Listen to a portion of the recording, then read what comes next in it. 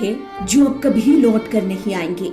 बेटे अपने मोबाइल में पापा की तस्वीर दिखाकर उन्हें याद कर रहे हैं, जिनके जाने के बाद अब कई असहाय छात्रों की पढ़ाई खत्म हो गई। देखिए, सर के बारे में बहुत सारे अखबारों में कुछ गलत बातें लिखा गया है। तो जो भी सर के बारे में गलत बात लिखा गया है, ये सारा बात झूठ और गलत है। सर के बारे में जो सूद का पैसा के बारे में कारोबार लिखा गया है, ये बात बहुत ही गलत बात है। ऐसा सर नहीं थे।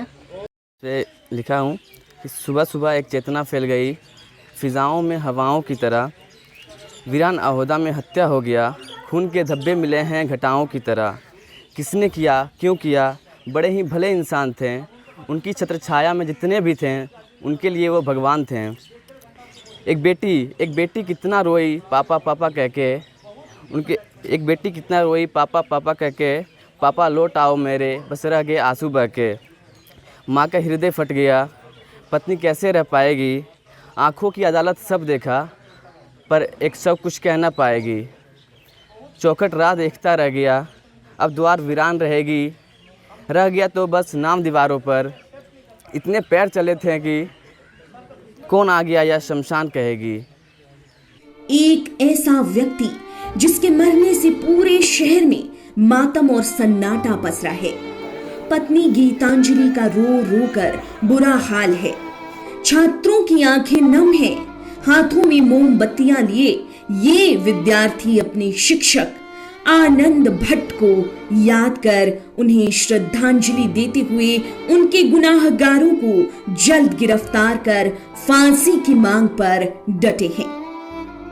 बीते 15 मई को आसनसोल जिले के रेलवे टाउनशिप में चिरेका कर्मी सह शिक्षक आनंद भट्ट की अपराधियों द्वारा गोलियों से छलनी कर दिया जाता है। सप्ताह भर बीत जाने के बाद भी पुलिस अब तक अपराधियों से कोसों दूर है।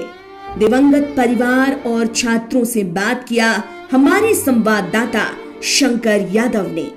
आखिरकार ऐसा उस दिन हुआ क्या था, और लास्ट में जब घर से छोड़कर वे जा रहे थे, जब घर से निकले थे विदा होकर के, तो वो कहाँ गए थे और उन्होंने क्या कहा था? वो कहाँ गए थे मैडम उस समय जब निकले थे? उस दिन 15 तारीख की जो काली दिन आपके लिए जो आपके जीवन में आया, उस दिन वो कहाँ गए थे? वो मेरे लिए दवाई खरीदने गए थे, थायराइड का और कुत्ता के लिए पेडिग्री लाने के लिए। बस घर से बस यही बोल के निकले कि अभी हम थोड़ी देर में आ जाएंगे, हम सामान लेके आ जाते हैं। हम उनसे बोले हम भी आपके साथ चले, बोले नहीं बस हम तुरंत आ जाएंगे, हमको ये 2 सामान खरीदना है, 7 बजे तो बाज़ार बंद हो जाती है बस। तो कितने बजे वो मतलब शाम में कितने बजे निकले थे? 6:30 बजे शाम को वो घर से निकले थे। तो आपको ऐसा लगता है, आप इतने दिनों से चित्तरंजन में वो नौकरी भी करते थे और बच्चों को शिक्षा भी दिया करते थे, तो ऐसा क्या रहा होगा?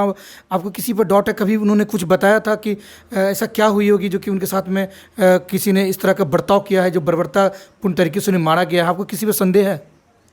नहीं जी, ने बिल्कुल ऐसा कोई संदेह का वजह ही नहीं था। वो इतने अच्छे, इतने सीधे साधे और भोले वाले इंसान थे कि उनका कोई दुश्मन हो ही नहीं सकता है। उनका बच्चा लोग, उनका पूरा चित्तरंजन समाज एक ऐसा है कि उनको इतना रिस्पेक्ट देता था कि एक ग्रेट टीचर बोल के बोल सकते हैं, द आनंद भट्ट बोल सकते हैं हम लोग उनको। इस भाषा में उनका कोई दुश्मन हो ही नहीं सकता। यही बात समझ में नहीं आ रही है कि उनके साथ क्यों हुआ ऐसा, क्यों हुआ। नहीं, मीडिया के माध्यम से पता चला कि पैसे की कहीं लेन देन या इस तरह की कोई बात है क्या? जी नहीं, ऐसा बिल्कुल उनके बारे में अफवाह फैलाया जा रहा है, ऐसी कोई बात नहीं है। अभी हमारे बीच में कुछ बच्चे भी ऐसे हैं जो उनके बारे में बताएंगे कि वो कैसे थे और एक गरीब बच्चों के लिए मसीहा थे, और उन गरीब बच्चों के ऊपर से एक ऐसे मास्टर का हाथ उठ गया जो लोग शायद बच्चे अब कभी ना पढ़ पाए, या फिर पैसे के अभाव में उनका क्या होगा वो तो खुद ही अपने मुंह से बताएंगे। हम 4 दिन हो गया है और उनकी कोई अभी तक पता नहीं चल पाया कि उनकी हत्या किस तरह से की गई है, तो पुलिस प्रशासन से आप क्या गुहार लगाएंगी? पुलिस प्रशासन से हम लोग तो यही बोल रहे हैं कि हम लोग को जितनी जानकारी थी हमने सही कहा, और जिसने भी ये काम किया है अपराधी को सजा दी जाए, बस इससे ज़्यादा और हम कुछ नहीं बोल पाएंगे प्लीज़ जी। तो देखिए, काफ़ी जो परिवार है काफ़ी मर्माहत है, और मैं आपको बता देना चाहता हूँ कि जो शिक्षक थे वो घर से दवा लेने के लिए जरूर निकले थे, लेकिन फिर वापस घर नहीं लौटे। अपने पीछे पत्नी और 2 बच्चे को छोड़ कर गए हैं आनंद भट्ट साहब, लेकिन मैं कुछ उनके जो छात्र हैं, उनके जो शिष्य हैं, मैं उनसे ही बात करूंगा कि वो किस तरह के व्यवहार के थे और क्या लगता है कि उनके साथ क्या हुआ होगा उस दिन। तो ये सर के बारे में कुछ बताइए, आप पढ़ते थे, यहाँ के स्टूडेंट थे? हाँ पढ़ते थे। उनकी हत्या हो गई, सर निर्मम हत्या हुई है, उसके बारे में क्या बताना चाहिए? आपको लगता है कि उनका दुश्मन हुआ होगा? हम लोग कभी सोच नहीं सकते थे कि सर के साथ ऐसा कभी होगा। सर हमें हमेशा ईमानदारी के राह पर चलना सिखाए हैं और हम उनकी राह पर हमेशा ही चलेंगे। आप लोग बताइए, सर के बारे में आप लोग बताइए, क्या जानते थे उनके बारे में? आपको लगता है किस तरह की हो सकती थी उनके साथ हत्या जो हुई है? नहीं, ये तो कोई सोच भी नहीं रहा था कि ऐसा सर के साथ हो सकता है। और सभी लोग, चितरंजन के सभी लोग इससे बहुत ज़्यादा दुखी हैं और सब लोग यही चाहते हैं कि जल्द से जल्द सर के साथ न्याय हो। ऐसा कहा जाता था कि कई छात्रों को वो निःशुल्क शिक्षा देते थे, तो आपको पता है कि कितने छात्रों को निःशुल्क शिक्षा देते थे? अधिकतर लड़कों को ही, मतलब जैसे कि जिनके पास प्रॉब्लम था, जो पैसा का अभाव से जो नहीं थे, तो सर उनको फ्री में ही पढ़ाते थे और हमको ही विश्वास नहीं हो रहा सर के साथ ऐसा हो सकता है। देखिए, आप खुद देख सकते हैं कि काफ़ी मर्माहत हैं लोग कि इस तरह की जो घटना घटी है ये काफ़ी निराश करने वाली है और एक लोगों में, एक बच्चों में एक क्षोभ है। पुलिस प्रशासन जो है 4 दिन तक हो चुकी है, लेकिन अब तक जो है कुछ भी क्लू भी नहीं मिल पाया है। और जिस तरह की निर्मम हत्या उनके साथ की गई है, जो बर्बरता तरीके से उन्हें मारा गया, 6 गोलियां उन्हें दागी गई, तो लोगों को विश्वास नहीं हो रहा कि इस तरह से हो सकता था। आप बताइए, आपको क्या लगता है कि भट्ट साहब का कोई दुश्मन हो सकता है? देखिए, भट्ट साहब के दुश्मन के बारे में तो मुझे नहीं पता, लेकिन मैं एक बिंदु पर आपका ध्यान दिलाना चाहूँगा कि जहाँ आज शिक्षा व्यवसायीकरण हो चुका है, वैसी स्थिति में भट्ट सर बच्चों के लिए और गरीब परिवार के बच्चों के लिए एक मसीहा थे। मैं आपको बताना चाहूँगा कि जहाँ एक एक विषय का 2-2 हज़ार रुपये महीना लिया जाता है, भट्ट सर 200 और 300 रुपये में संपन्न परिवार के लोगों को पढ़ाते थे। और 100 में से हमेशा 40 बच्चे ऐसे होते थे जो कि गरीब बच्चों के उस बच्ची के आंख में आप आंसू देख सकते हैं। उस बच्ची के आंख का आंसू ये बता रहा है कि आज वो अपने जीवन में वो एक पिता समान एक शिक्षक के अभाव को आप देख सक रहे हैं उसमें। तो उनको जो भी आपको कहना है आप हमारे माध्यम से कह सकती हैं। पुलिस प्रशासन से आप क्या कहना चाहती हैं?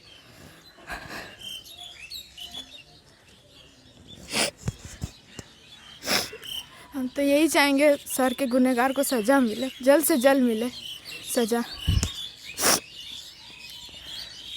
तो देखिए, बच्चे काफ़ी मर्माहत हैं और होना भी चाहिए, क्योंकि उनका एक लगाव था बच्चों के साथ में और सब उनके साथ खड़े हैं। आप देख सकते हैं इतने छात्रों की जो प्यार है और जिनकी मांग है, इन बच्चों की मांग है कि जो भी हत्यारा है उन्हें फांसी की सज़ा ज़रूर मिले एटलीस्ट, और जल्द से जल्द वो सलाखों के पीछे है। पहले तो सबसे पहले पुलिस इन्वेस्टिगेशन, जो 4 दिन हो गया लेकिन अब तक पुलिस उस तक पहुंच नहीं पाई है, तो कहीं ना कहीं लोगों में गुस्सा भी है, जिसे लेकर के आज यहाँ पर श्रद्धांजलि एक सभा की गई थी उनके आवास पर। और उनके जो छात्र हैं, आप देख सकते हैं तस्वीरों में, लगातार जो छात्र हैं उनकी आंखें नम हैं और यहाँ पर जो बच्चियाँ हैं वो भी काफ़ी रो रही हैं। तो हो भी सकता है कि जो इस तरह के जो पीछे जिनका जो काम है, अपराधी जिस तरह के हैं, क्योंकि अब तक परिवार वालों से हो या फिर जो बच्चे हैं उनका कहना है कि सर के साथ में इस तरह की घटना काफ़ी बताती है कि किस तरह की जो यहाँ पर आपराधिक गतिविधि है, लगातार जो लोगों की हत्याएं हो रही हैं, वो कहीं ना कहीं सवाल ज़रूर छोड़ता है कानून व्यवस्था पर भी कि किस तरह के तरीके से एक ऐसे सज्जन व्यक्ति को गोलियों छली कर दिया जाता है जिसका कोई दुश्मन तक नहीं पता चल पा रहा।